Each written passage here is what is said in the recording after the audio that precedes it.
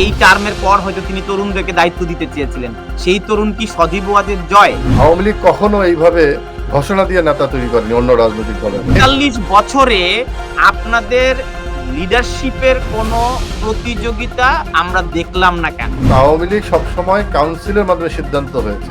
প্রতিদ্বন্দ্বী প্রার্থী থাকে না কেন? শেখ হাসিনাকে আওয়ামী লীগকে মেলাইন করার জন্য যা যা অস্ত্র দরকার সবই ব্যবহার করা হবে।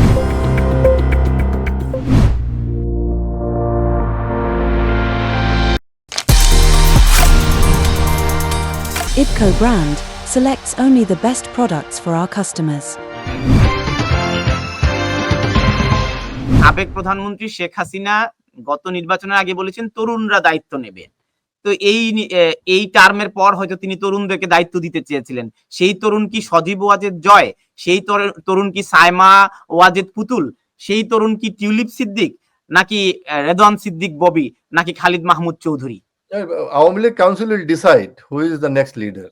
আওয়ামী লীগ কখনো এইভাবে ঘোষণা দিয়ে নেতা তৈরি করেনি অন্য রাজনৈতিক দলের মতো। না কেন? এখানে আমরা তো ব্রিটেনে দেখি পাঁচজন লিডারশিপের রেসে পাঁচজন। আপনি বলতে পারেন, আপনি ৪৩ বছরে আপনাদের লিডারশিপের কোনো প্রতিযোগিতা আমরা দেখলাম না কেন? না, আপনি বলতে পারেন, কিন্তু আওয়ামী লীগ সবসময় কাউন্সিলের মাধ্যমে সিদ্ধান্ত হয়েছে। মাননীয় প্রধানমন্ত্রী তিনি বারবার সভাপতি নির্বাচিত হয়েছে কোনো ঘোষণায় না, কাউন্সিলরদের মাধ্যমে। এখন আওয়ামী লীগের কাউন্সিলর, সারা দেশের কাউন্সিলররা যখন মনে করে আমার লিডারশিপ, সে হচ্ছে তানভীর আমাদের লিডার, তো কাউন্সিলরদের মতামত তো আপনি ফেলে দিতে পারেন না। আওয়ামী লীগ তো গণতন্ত্র চর্চা করে, আওয়ামী লীগের মধ্যে তো গণতান্ত্রিক চর্চাটা আছে।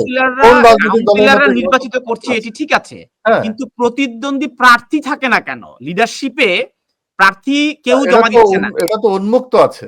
না, আমার প্রশ্নটি আপনি নিন। কেউ প্রার্থিতা, দলীয় প্রধান হিসেবে কোনো প্রার্থিতা নেই। তো সবাই বলছেন শেখ হাসিনাই দলীয় প্রধান থাকবেন। আপনি স্পেসিফিক আমাদের নেত্রী দেশরত্ন শেখ হাসিনার কথাই বলছেন। আপনি বলেন শেখ হাসিনার মতো একজন প্রাজ্ঞ বিজ্ঞ একজন রাজনীতিক নিয়ে কোনো সন্দেহ নেই। এটা বাংলাদেশে আপনি দেখান তৈরি করার আপনাদের প্রক্রিয়াটি কি আসলে আছে।